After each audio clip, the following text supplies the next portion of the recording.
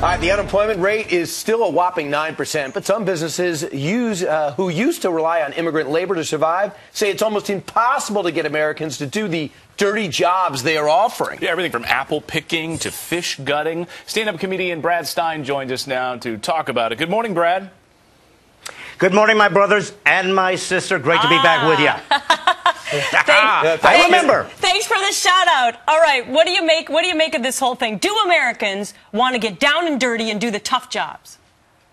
Well, the answer is, are there Americans that are too lazy to do that? The answer is yes. But more importantly, why? Who created this? Because Americans have always been the hardest working people on earth. As a matter of fact, in the last 100 years, every great invention we came up with. Television, our idea. Airplanes, our idea. Computers, our idea. Buffalo wings, our idea. Why? Because we believe in two things. The work ethic, puritanical work ethic. There's dignity in work, and if you don't work, you don't eat. That's what we used to believe in. So we used to make it shameful not to work. Matter of fact, we call people that didn't work hobos. What happened to the hobos? We need to bring these people back and make them feel ashamed. But political correctness came in and took the shame away. Oh, we don't want to make people to feel bad about not working. Yes, we do. You're lazy. Get to work. And the ideology that told people we no longer have to work hard, we'll just subsidize people. We'll make high-class hobos by taking money from people that work and give it to people that don't work. But this dates and back suddenly, they bought them off. But, Brad, this seems to date back years and years and years. Even during World War II, we were dealing with this issue that farmers, and they couldn't get this kind of construction labor here in the United States. But what's happening right now in Alabama and Washington and these other areas where they've cracked down on illegal immigration, farmers there and other businesses basically say we can't hire anyone. No one will do these jobs. We can't get Americans to do these jobs.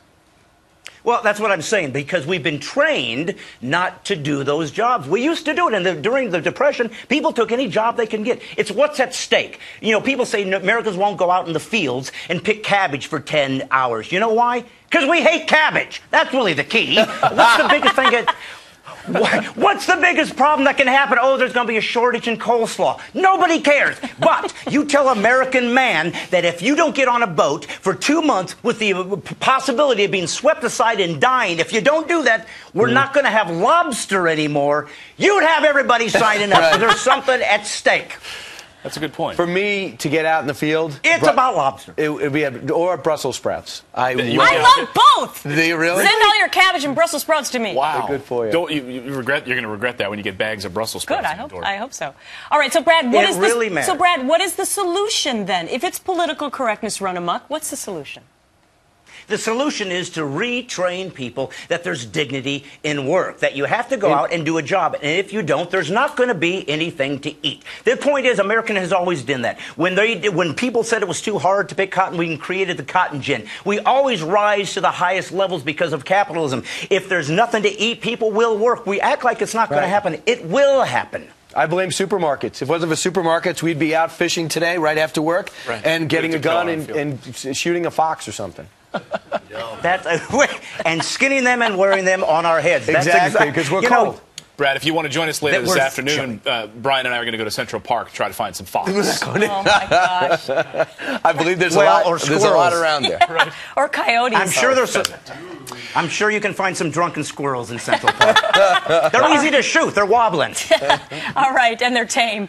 Brad, good to see you. Hopefully we'll see you next week as well. Thanks, Brad. God bless you, sweetheart. See ya. He was talking to Brian. I know, which is a little offensive. Could this be